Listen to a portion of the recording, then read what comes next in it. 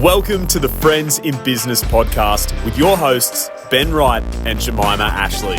Ben, known as the sales strategist, and Jemimah, our resident visibility expert, are here to share their wealth of knowledge and experience with a little fun along the way. Whether you're a leader, entrepreneur, or aspiring business owner, this is the podcast where we share everything we know about business to help you succeed. Let's get started. Welcome to the Friends in Business podcast.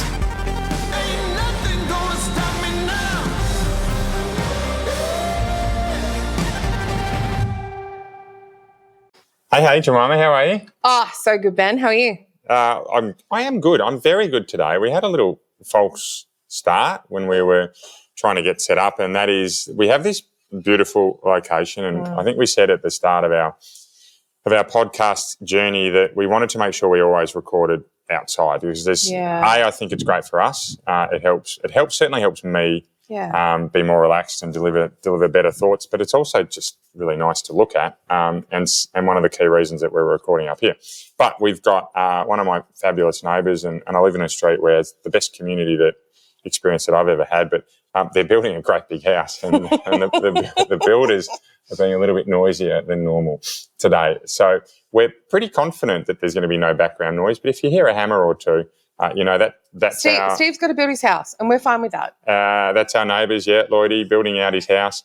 It's going to be beautiful, and I definitely want to swim in that lovely pool when you're ready. But the other thing that we have spent a little bit of time talking about this morning is something that's really close to my heart, and it's because I started my entrepreneurial journey probably reasonably early. I started it in my 20s, and that is imposter syndrome. Yes. And that's our topic for today. And look, I'll be the first to admit I'm generally pretty open with the areas in my life that at an emotional level I've struggled. But imposter syndrome was a really big one for me, particularly as the business that we had got bigger and bigger. Once we got up to that kind of 250 to 280 staff and subcontractor level, I was still pretty young. I was only in my early 30s, and I remember Sunday nights were really difficult for me because Sunday scary is really common for people. Yeah. I used to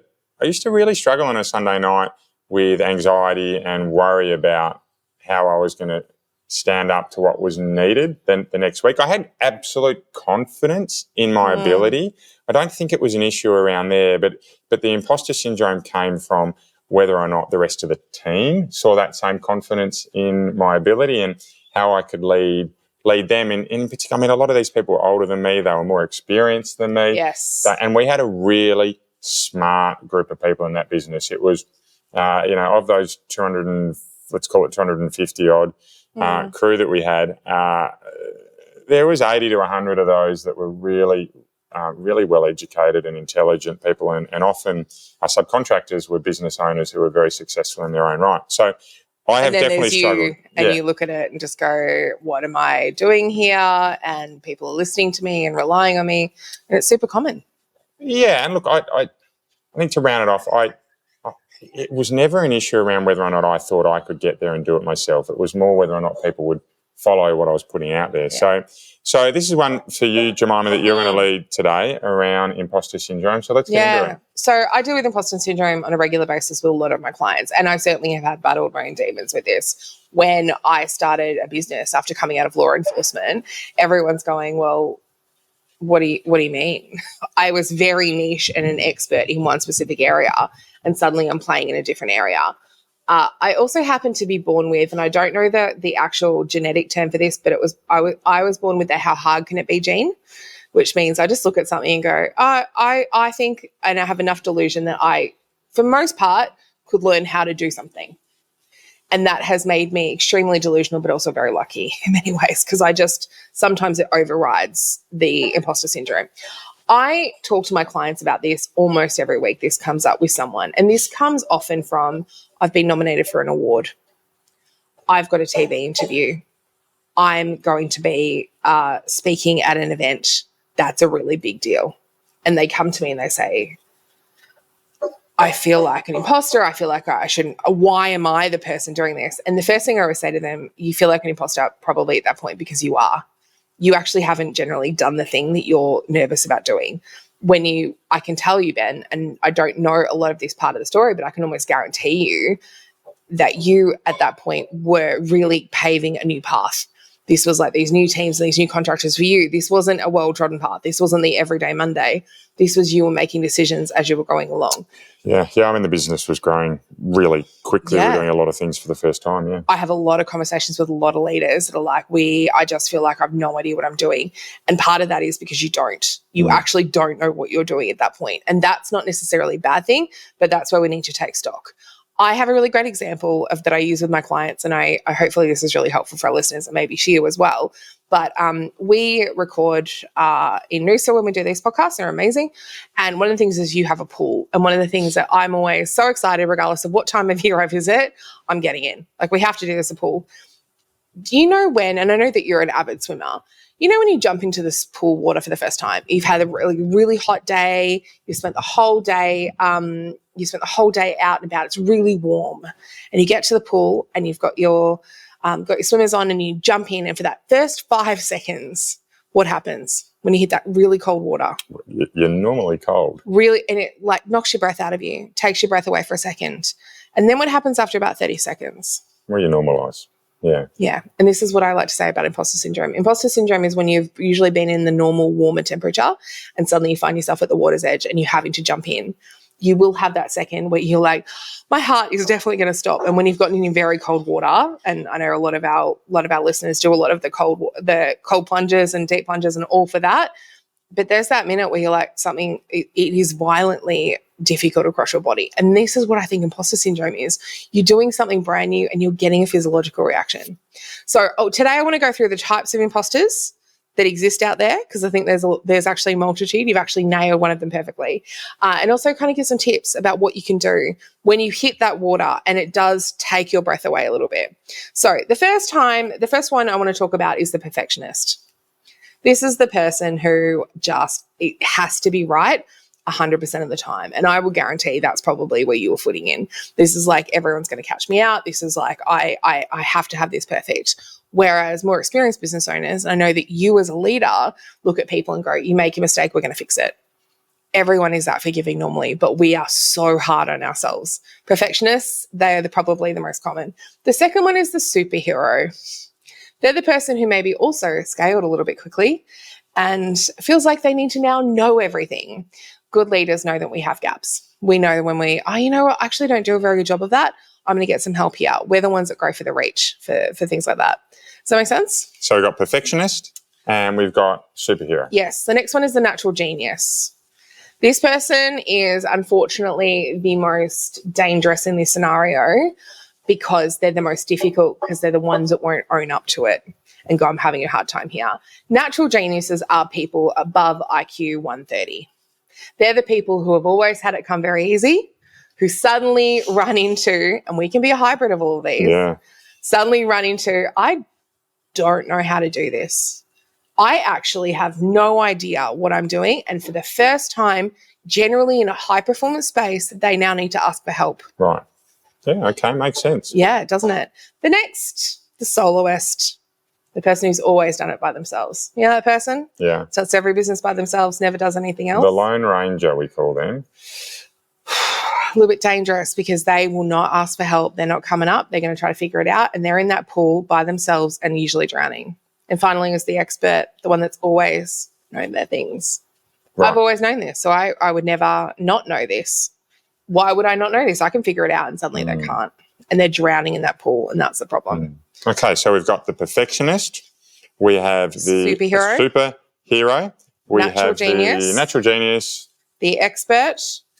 And the soloist. Great. Okay. And we can be a whole bunch of these all in one. And for most industry leaders, for people who are leaders here, you are almost always hitting in that superhero thing. You've always known your stuff. You're almost always a natural genius. You're almost always got some element of perfectionism here. You can be hitting a lot of these different things. And the problem is you're still in that water and no one's helping. Right. Okay. So tell me. Where do we start? What do we do? It's great to be able to label ourselves, because once we can label ourselves, then it allows us to be aware, right, of where we're at in life or where we're at in that particular part of our journey and do something about it. Okay, so let's say we come up and I am the superhero. Yeah, great. Right, how can we go about working through this I to know reduce everything that all the pain? time. Yeah. The first thing is we have to know where we are, because this is the hardest part. We have to know we're in that pool and that maybe we aren't climatizing maybe as well as it is. I know, Ben, you love a good gap.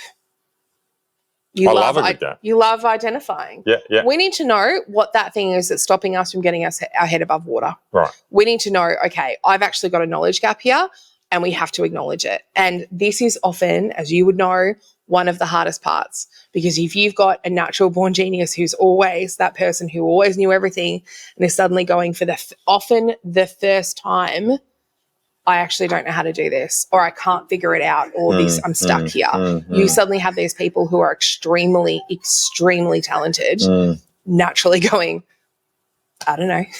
I don't know what to do here. Yeah. Them to admit that, almost near impossible. Okay, so let's go. So what I want to really focus here, if we can, on the tips, yeah, on what we do about it. So tip number one is to acknowledge the gaps. Acknowledge your gap. Number two, you need a gap. You need a coach or a mentor.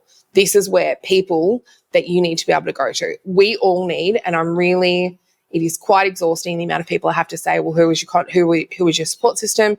Who are the people? We always need to have a guiding star in our lives. We always need to have someone who is helping us. And this doesn't have to be professional or completely paid. This can be someone that you just really know, like, and trust.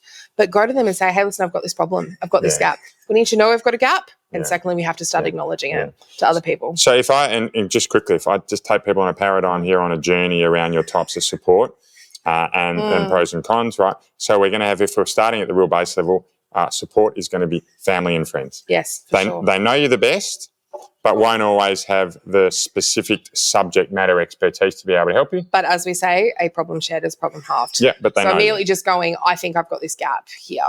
Yeah, okay. So second one, we'll explore the second one here, generally going to be colleagues. Yes. So colleagues are often going to know you, but not to the intimate level that your family and friends will, and they'll have a level of subject matter expertise. And also a level of really not trying they're going to be professional generally and give you business advice, not just, you'll be fine, you've got this. They're actually going to come at it from a very strategic business leadership perspective. Which works well when you need business advice, doesn't work so well when you need advice outside of that, right? 100%. Each one of these has pros and cons. The third area you're going to get to is generally going to be your leader. Yes. So your direct people manager. They are generally going to have more professional perspective, definitely going to have subject matter expertise, and they're going to want to see you get it right because it obviously influences how 100%. They perform, right? Downside here with a leader is you often feel you can't be 100% open, so there can be some drawbacks there. Fourth one is a mentor. Now, the difference between a mentor and a coach is that a mentor is generally free. They're people that you call every now and then to get help at the moment, but they're not people that can be there with you every single step of the journey because they generally just don't have the time to be able to help. It is usually an unpaid service, and it usually is just, I'm helping you out for this little issue or giving you some guidance here. Yeah. A coach, in contrast, holds your hand most of the time, does that weekly check-in, or even often at this point when we're in a bit of a critical moment, often does almost a daily check-in and does those check-ins. So a mentor, we're going to go to a mentor generally. They're going to have great business perspective. Yes. Normally, they're going to have as good a perspective generally as your coach is going to have. However, often a mentor, they won't have the time to really unpack things with you. They'll just be able to give you some steering advice. So some pros and cons there. Last one being a coach. A coach is generally going to have a balance of everything that you've got before. Right, they're going to know you. They're going to have both your personal and business interests at heart. They're going to have a level of subject matter expertise if you pick the right coach. Right, downside of a coach is you have to pay them. Yes, right. 100%. So there's a financial return.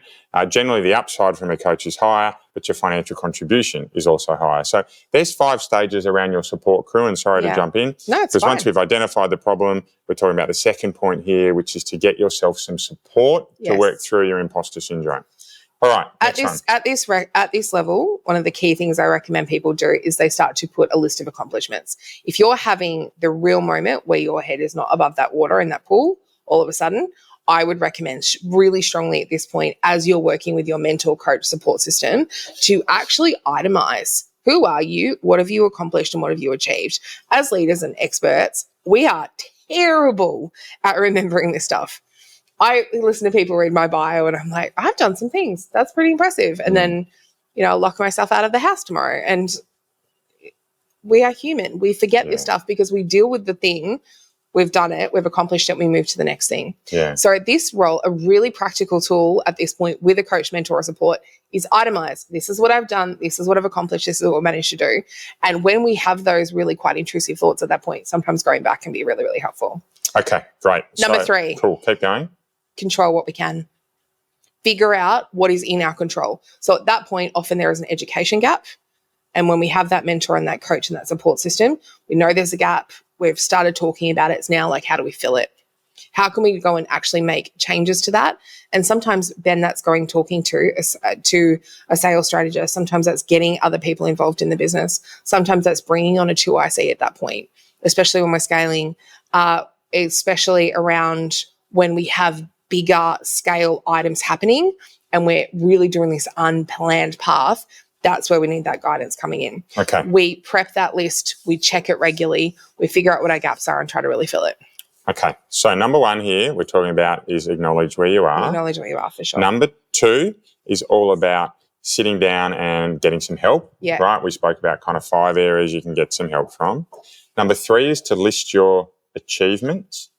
So I would normally, yes, absolutely, list your achievements in there for sure, and then figure out the gaps. Right. Number 4 is figure out the gaps. Right. And number 5, to a shock to no one, is now go and fill those gaps. Right. Is learning every single day. In this situation, there is an element when you take that learning aspect, is there is going to be an aspect where you have to use the old term, fake it till you make it. I can tell you that there are times where I have been on a plane going to fly. I remember one day in a very personal experience, I was on a plane. I was boarded a plane in Canberra. I'm flying to Melbourne.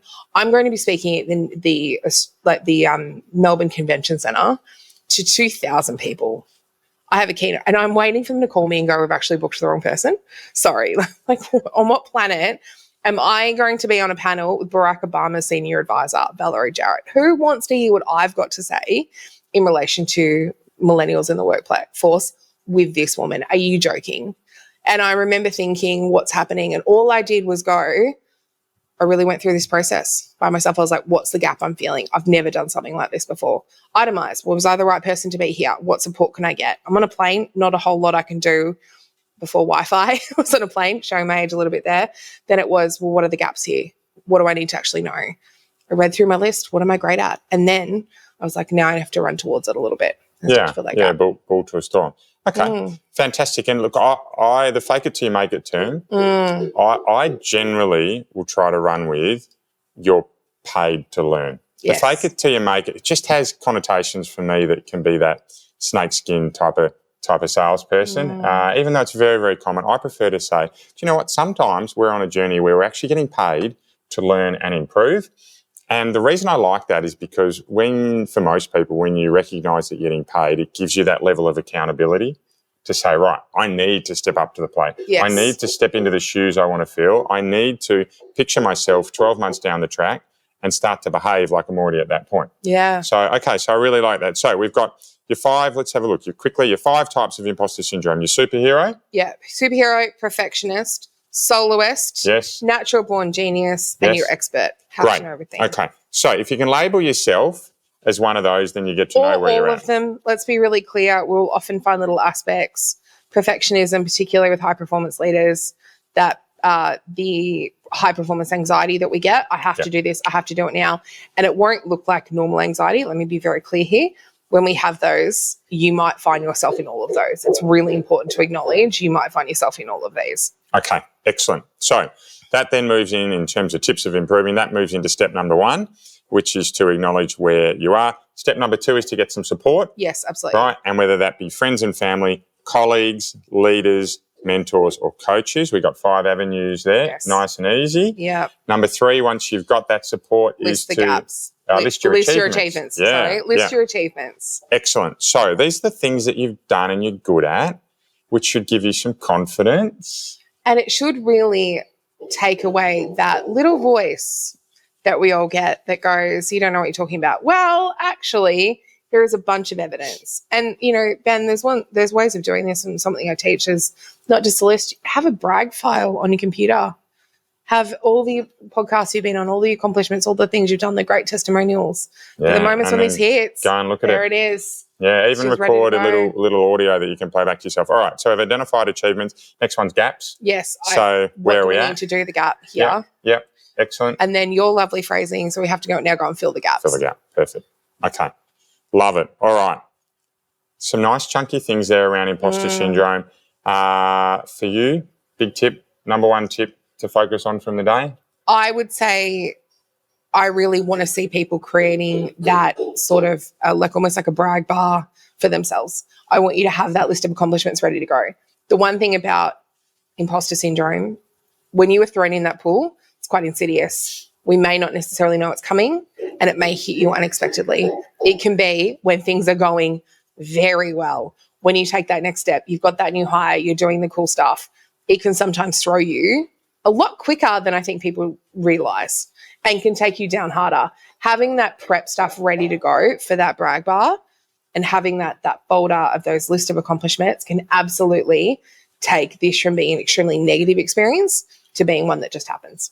Okay, great. For me, my number one tip is actually very much the same, is make sure that you're very clear on what you're good at. Have it written down so that when you are struggling, you can look at it, you can refer to it, and away you go. Okay, fantastic. I think that brings today to a close. All right, imposter syndrome is something that impacts us all. Yes. Really, really important. You're reaching out to people that care and can help you. We're here as your friends in business to be able to do that as well. Thank you very much for listening. Really look forward to what's ahead next week. Bye. See you guys. Bye for now. I've been tried and you know I've been tested. Thank you for listening to the Friends in Business podcast. This episode was brought to you by your hosts, Ben Wright and Jemimah Ashleigh, recorded in beautiful Noosa, Queensland. For more insights and resources, visit Ben at strongersalesteams.com and Jemimah at jemimahashleigh.com. If today's podcast has helped you, we'd be so grateful if you could leave a review and share with someone you know. This will help more people in the world benefit from the hard work we're putting in to bring you the best content we possibly can.